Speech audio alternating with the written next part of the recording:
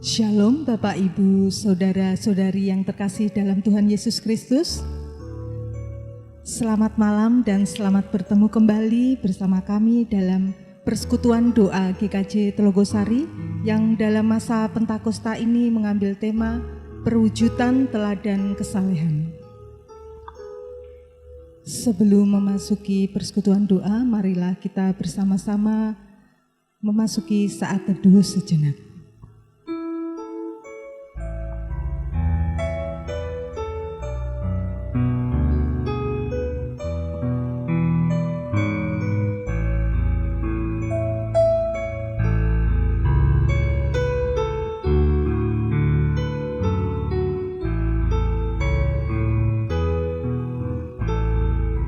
Saat teduh selesai. Bapak, Ibu, serta saudara-saudari yang terkasih dalam Tuhan Yesus Kristus, marilah kita bersama-sama memuji dan memuliakan nama Tuhan dengan menaikkan pujian yang diambil dari PKJ nomor 219 bait yang pertama dan yang kedua. Di saat ini ku angkat tembang.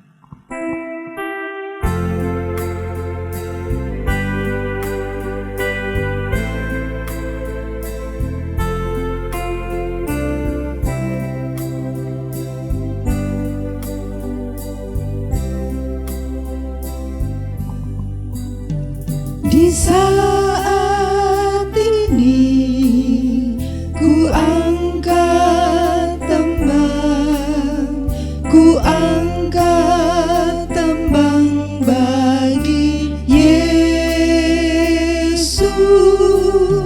Di saat ini ku ucap syukur, ku ucap syukur padanya. Ku kasihi Engkau, ku kasihi Engkau, ku kasihi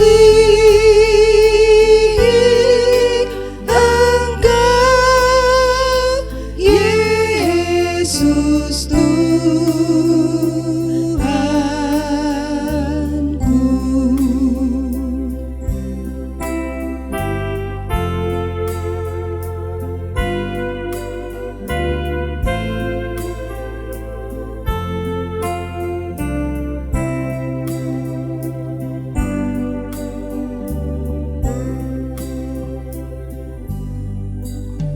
Di saat ini ku datang Tuhan, ku datang bersujud padamu. Di saat ini Engkau ku sembah, Engkau ku sembah ya Tuhan. Ku kasihi Engkau, ku kasihi Engkau, ku kasihi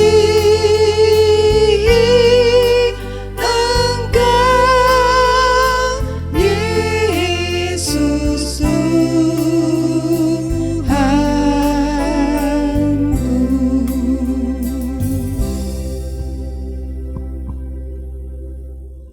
Bapak, Ibu, saudara-saudari yang terkasih dalam Tuhan Yesus Kristus, marilah kita bersama-sama berdoa sebelum mendengarkan firman Tuhan.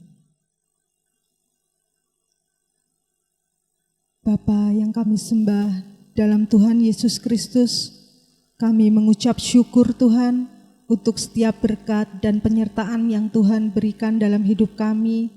Terlebih pada malam hari ini Tuhan, kami boleh berkumpul walaupun secara online persekutuan ini dilaksanakan, namun kami ingin memuji dan memuliakan Engkau pada saat ini dan juga ingin mendengarkan sabda-Mu. Bapa, kami mohon supaya Tuhan membuka hati kami dan pikiran kami Tuhan, supaya kami boleh mendengarkan sabda-Mu, supaya kami boleh menyimpannya dalam hati kami, dan kami boleh melakukannya dalam kehidupan kami. Bapa, kami mohon penyertaan-Mu Tuhan untuk persekutuan doa malam hari ini dari awal hingga akhir agar dapat berjalan dengan baik. Terima kasih Bapa, hanya di dalam nama Putra-Mu yang tunggal Tuhan kami Yesus Kristus, kami memohon dalam doa. Haleluya, amin.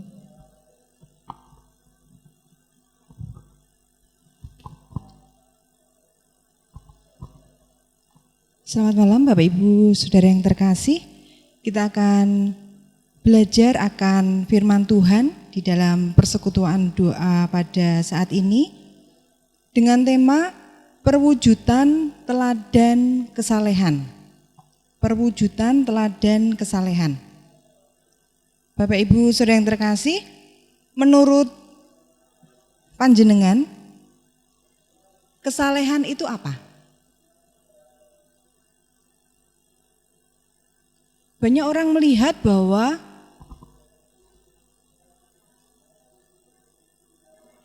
kesalehan itu bisa dinampakkan dari atribut yang kita pakai sehari-hari. Ketika seseorang menggunakan atribut keagamaan, wirawiri kesana kemari, misalkan seperti saya menggunakan kalung kecil, itu ada yang lebih besar lagi, dibawa ke sana kemari. Atau ketika seseorang terlihat sering keluar masuk gedung gereja. Atau mungkin ketika kita melihat ada seseorang yang selalu ikut aktif di dalam kegiatan gereja, atau bahkan kalau kita di GKJ Telogosari ada WJ dan di situ di halaman belakang tertulis ada lembar persembahan. Dalam setiap event, setiap kegiatan namanya tersebut di dalam kolom persembahan.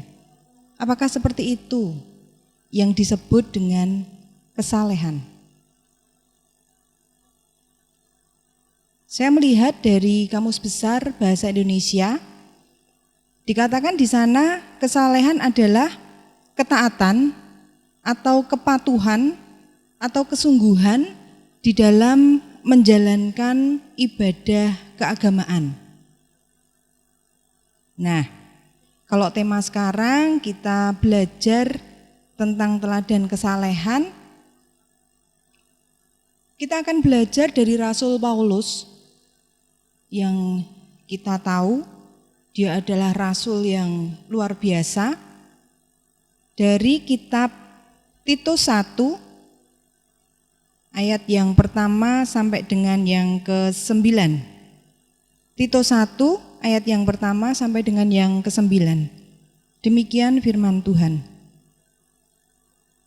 Dari Paulus, hamba Allah dan rasul Yesus Kristus, untuk memelihara iman orang-orang pilihan Allah dan pengetahuan akan kebenaran seperti yang nampak dalam ibadah kita, dan berdasarkan pengharapan akan hidup yang kekal yang sebelum permulaan zaman sudah dijanjikan oleh Allah yang tidak berdusta, dan yang pada waktu yang dikehendakinya telah menyatakan firman-Nya dalam pemberitaan Injil yang telah dipercayakan kepadaku sesuai dengan perintah Allah Juru Selamat kita.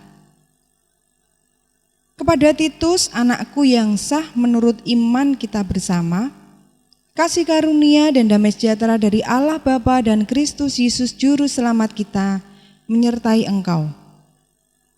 Aku telah meninggalkan engkau di Kreta dengan maksud ini, supaya engkau mengatur apa yang masih perlu diatur, dan supaya engkau menetapkan penatua-penatua di setiap kota, seperti yang telah kupesankan kepadamu, yakni orang-orang yang tak bercacat, yang mempunyai hanya satu istri, yang anak-anaknya hidup beriman dan tidak dapat dituduh karena hidup tidak senonoh atau hidup tidak tertib. Sebab sebagai pengatur rumah Allah, seorang penilik jemaat harus tidak bercacat, tidak angkuh, bukan pemberang, bukan peminum, bukan pemarah, tidak serakah, melainkan suka memberi tumpangan, suka akan yang baik, bijaksana, adil, saleh, dapat menguasai diri sendiri, dan berpegang pada perkataan yang benar, yang sesuai dengan ajaran yang sehat, supaya ia sanggup menasihati orang berdasarkan ajaran itu dan sanggup meyakinkan penentang-penentangnya. Demikian bacaan kita dari Titus 1 ayat 1 sampai dengan yang ke-9. Bapak, Ibu, dan Saudara yang terkasih, tema perwujudan tentang teladan kesalehan. Saat ini kita akan belajar dari Paulus. Siapa yang belum kenal Paulus? Pasti kita sudah sangat kenal, meskipun tidak secara fisik, tetapi ajaran-ajarannya luar biasa. Ada beberapa hal yang akan saya sampaikan. Yang pertama, bahwa Paulus ini yang dahulu bernama Saulus, itu berasal dari keluarga Yahudi perantauan yang mempunyai pendidikan tinggi. Jadi ini dia berasal dari keluarga yang kaya, dia bisa menempuh pendidikan. Dia adalah seorang Yahudi yang lahir di Tarsus, di wilayah Yunani, tetapi dia dibesarkan di Yerusalem, Israel. Nama aslinya adalah Saulus. Dia mempelajari banyak ilmu, baik itu ilmu filsafat, ilmu pengetahuan, bahkan ilmu agama. Dan untuk ilmu agama ini dia dididik langsung oleh seorang rabi Yahudi yang bernama Gamaliel, yang pada saat itu sangat-sangat terkenal dan dihormati. Paulus adalah seorang Farisi yang sangat fanatik. Jadi kalau kita mengenal Paulus dari kitab-kitabnya, dia adalah seorang yang bisa dikatakan militan ya. Total dia dalam membela keyakinannya. Dahulu ketika dia belum mengenal Tuhan, dia sangat fanatik, militan membela keyakinannya. Bahkan dia menjadi penganiaya yang utama dari pengikut Kristus. Kemudian Paulus bertobat. Dia mengalami perjumpaan dengan Tuhan secara pribadi di Damsik, dan nama yang awalnya Saulus dia diubahkan dengan luar biasa dan diberkati Tuhan dengan nama menjadi Paulus. Dan akhirnya Paulus adalah penginjil Kristen terbesar sepanjang masa. Nah, dari kitab Titus 1 ini kita bisa membaca di awal ayat yang pertama, dia memperkenalkan diri sebagai hamba Allah dan Rasul Kristus. Karena memang hidupnya setelah mengalami perjumpaan dengan Tuhan, dia luar biasa memberikan hidupnya. Seperti saya tadi katakan, dia adalah seorang yang militan. Dia sungguh-sungguh memberikan hidupnya hanya untuk menjadi hamba Tuhan dan Rasul Kristus. Dan dia berjuang dengan luar biasa dalam memelihara imannya dan mencari kebenaran. Dan yang luar biasa Bapak, Ibu, dan Saudara yang terkasih, di sini Rasul Paulus tidak hanya memperkuat iman dan mencari kebenaran, itu hanya untuk dirinya sendiri. Di beberapa kota dia mengajar, dan di beberapa kota itu dia mempunyai, dikatakan di sini salah satunya Titus itu sebagai anak yang sah di dalam iman. Jadi dia mempunyai anak di dalam iman itu di setiap kota hampir dia ada. Dan yang menjadi anaknya itu dia dididik luar biasa, dia diajar luar biasa mengenai iman dan kebenaran tentang Kristus. Nah, Jadi Bapak Ibu dan Saudara, ketika Paulus mempelajari iman Kristen ini, mempelajari kebenaran Kristus, itu tidak hanya dipakai untuk dirinya sendiri, tetapi dia memberikan, mengajarkannya lagi kepada orang-orang yang ada di tempat di mana dia mengajar. Nah, dari ayat 4 dan 5 ini pun juga dituliskan bagaimana ketika dia berjumpa dengan Titus yang menjadi anaknya, anak imannya ini, dia juga mengajarkan kepada Titus ini supaya si Titus ini juga mengajarkan iman dan kebenaran Kristus itu kepada orang lain lagi. Nah, ini terkhusus kalau di sini dikatakan dia harus memilih dan mengajar para penatua yang menjadi penilik jemaat. Dia harus mencari penatua yang benar-benar terbeban, yang benar-benar mau belajar mencari kebenaran Tuhan. Ada banyak syarat yang diminta oleh Paulus supaya memang ini menjadi benih yang baik bagi pengajaran firman Tuhan. Nah, Bapak Ibu dan saudara terkasih, kalau seperti di awal tadi saya katakan, apakah orang yang seringkali berbicara tentang firman, seringkali keluar masuk gedung gereja, seringkali aktif di dalam kegiatan gereja, itu sudah bisa menunjukkan keteladanan dalam kesalehan mereka? Saya rasa kok belum ya. Mengapa? Di dalam ayat 6 sampai dengan ke-9, Paulus mengingatkan ketika kamu mengambil penatua sebagai pengatur jemaat, mereka harus benar-benar orang yang tidak bercacat. Orang yang bertanggung jawab dan mengasihi keluarganya, bisa mengatur keluarganya, tidak angkuh, tidak serakah, bukan seorang yang pemarah.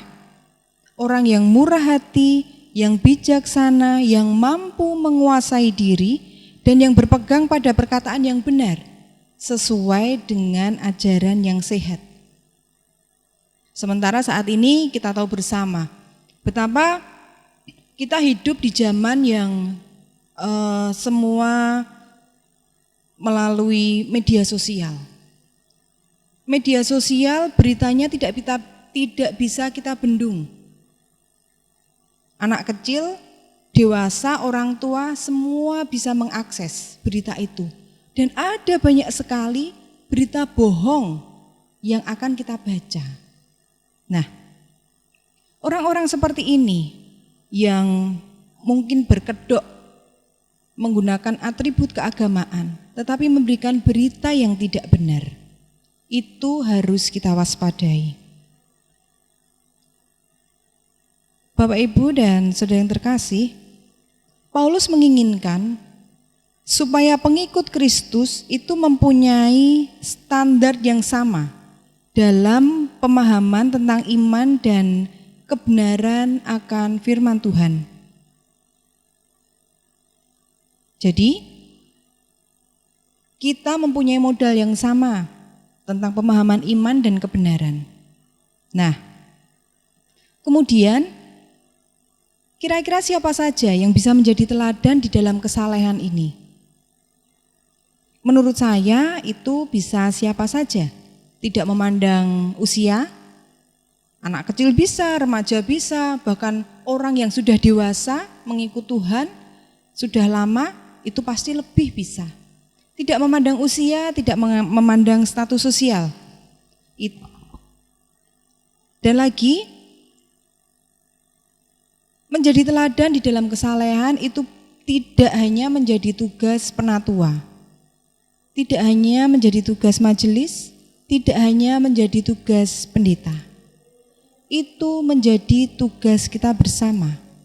bagaimana kita menjadi teladan di dalam kesalehan melalui hidup kita sehari-hari.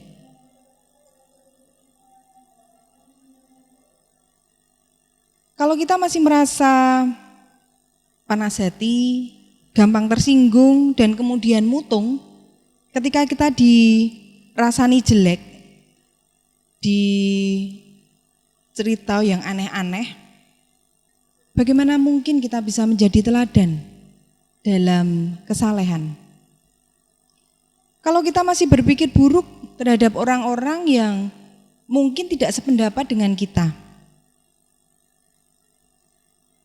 bagaimana mungkin kita bisa menjadi teladan di dalam kesalehan? Atau kalau kita hanya mau bergaul dengan orang-orang yang mendatangkan keuntungan di dalam hidup kita dan tidak mau mendekat dengan orang-orang yang kiranya akan merepotkan hidup kita, bagaimana mungkin kita bisa menjadi teladan di dalam kesalehan? Bapak, Ibu, dan saudara yang terkasih, mari kita melatih diri kita sedemikian rupa, menguatkan iman kita, menambah pengetahuan kita akan kebenaran firman Tuhan, supaya kita mampu menjadi teladan di dalam kesalehan. Karena menjadi teladan itu bukan tugas pendeta, bukan hanya tugas penatua atau majelis, tetapi itu menjadi tugas kita bersama. Apapun pekerjaan kita, berapapun usia kita, apapun status ekonomi kita, mari kita belajar untuk menjadi teladan di dalam kesalehan. Kiranya Tuhan memampukan apa yang menjadi keinginan kita. Amin. Tuhan Yesus memberkati. Bapak, Ibu, saudara-saudari yang terkasih dalam Tuhan Yesus Kristus, demikian telah kita dengar bersama sabda firman Tuhan yang pada hari ini disampaikan oleh Ibu Ati. Kiranya sabda pada hari ini boleh membawa berkat bagi kehidupan kita semuanya. Baiklah Bapak Ibu yang terkasih dalam Tuhan Yesus Kristus, untuk mengakhiri persekutuan doa pada malam hari ini, kita akan berdoa syafaat dan yang akan dibawakan oleh Ibu Ati. Mari kita berdoa. Kami mengucap syukur Tuhan atas keberadaan kami pada hari ini. Meskipun kondisi di sekitar kami masih banyak membuat kami khawatir, meskipun kondisi perekonomian kami masih belum stabil, meskipun ada banyak di sekitar kami, saudara-saudara kami yang membutuhkan pekerjaan atau bahkan kehilangan pekerjaan mereka. Meskipun kondisi negara kami masih kadang membuat kami bingung, tetapi kami yakin dan percaya penyertaan Tuhan itu terus ada di dalam hidup kami. Terbukti saat ini Tuhan, kami boleh bersama-sama dengan saudara-saudara kami, warga Jemaat GKJ Telogosari, boleh menikmati firman Tuhan melalui persekutuan doa ini dengan penuh sukacita. Terima kasih Tuhan, terima kasih untuk kasih setiamu yang tidak pernah putus di dalam hidup kami. Kami yakin dan percaya perjalanan hidup kami terus ada di dalam tuntunan tangan Tuhan. Oleh karena itu, kami yakin dan percaya dan kami tidak perlu takut akan apa yang akan kami alami, karena kami pun punya Tuhan yang hebat. Saat ini Tuhan, kami berdoa bagi saudara-saudara kami yang mungkin ada di dalam kelemahan fisik mereka. Mungkin ada saudara-saudara kami yang masih harus ada di dalam masa karantina karena terkena virus COVID. Atau mungkin eyang-eyang kami yang sudah sepuh merasakan badan mereka yang tidak segar lagi seperti dulu. Mari Tuhan, Engkau menjamah Bapak, Ibu, Saudara, kakek, nenek kami yang tidak bisa kami sebutkan satu persatu. Engkau ulurkan tangan-Mu yang penuh kasih untuk menjamah fisik mereka. Berikan kesehatan dan kekuatan Tuhan, dan terus berikan penghiburan dan semangat, supaya dalam kondisi yang mungkin tidak menyenangkan hati mereka, Tuhan tetap ada, dan itu menjadi kekuatan bagi mereka. Kami berdoa Tuhan, bagi rencana gereja ini untuk membuka kembali dalam ibadah offline. Mari Tuhan Engkau menolong setiap kami untuk mempersiapkan dengan baik. Berdoa bagi tim multimedia, berdoa bagi tim liturgi yang akan mempersiapkan segala sesuatunya. Dan terlebih Tuhan, berdoa bagi seluruh jemaat GKJ Tlogosari, supaya kami semua tetap dalam kondisi yang sehat.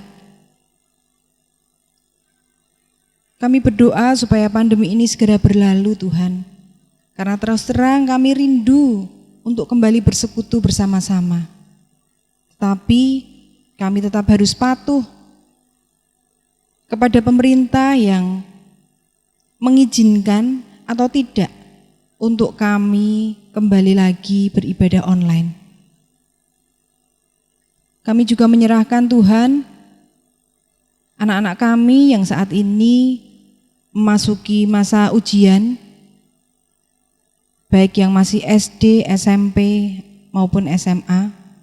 Tuhan menolong, memberkati usaha mereka dalam belajar, dan kami yakin Allah memberikan hasil yang terbaik. Allah memberikan kecerdasan bagi anak-anak kami, dan sepenuhnya kami percaya Tuhan sudah menyediakan masa depan yang baik bagi anak-anak kami. Berdoa bagi anak-anak kami yang masih dalam proses mencari pekerjaan dan pergumulan dalam mencari pasangan hidup. Tuhan berkati apa yang mereka doakan. Tuhan jadikan semuanya baik. Kami juga menyerahkan Tuhan rencana-rencana gereja ini ke depannya. Allah memberkati setiap rencana yang sudah kami susun. Allah mencukupkan kebutuhan dana. Dan kami yakin dan percaya Tuhan terus campur tangan di dalam gereja kami, GKJ Tlogosari. Pada akhirnya Tuhan, kami akan mengakhiri persekutuan doa pada malam hari ini. Allah memberkati kami, Allah memberkati seluruh warga jemaat GKJ Tlogosari. Semuanya kami serahkan dalam nama Tuhan. Ampuni segala dosa dan salah kami, hanya di dalam nama Tuhan Yesus kami berdoa dan mengucap syukur. Amin.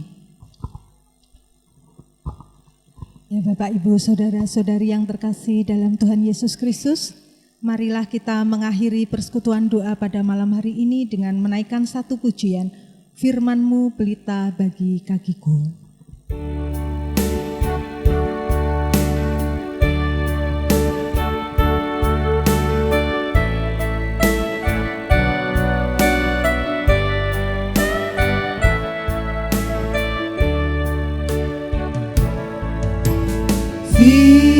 Firman-Mu pelita bagi kakiku, terang bagi jalanku.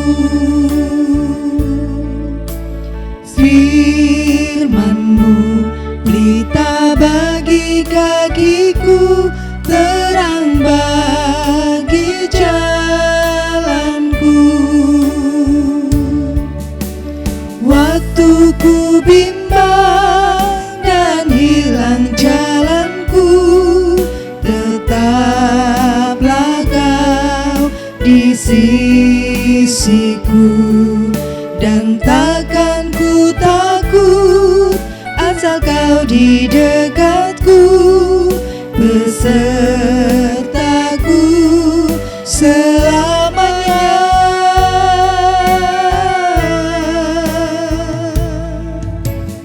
Firman-Mu pelita bagi kakiku, terang bagi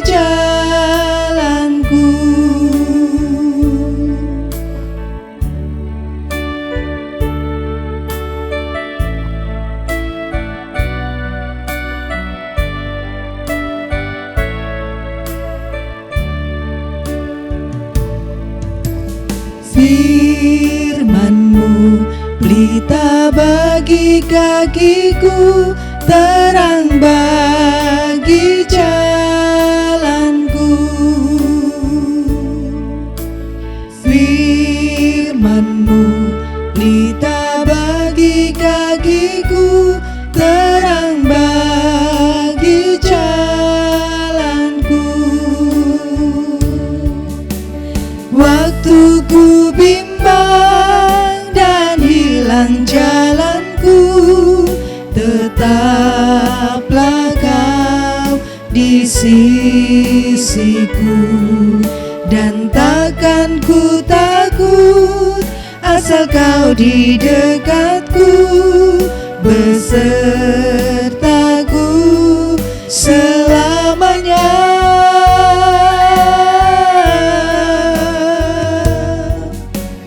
Firman-Mu pelita bagi kakiku, terang bagi jalanku.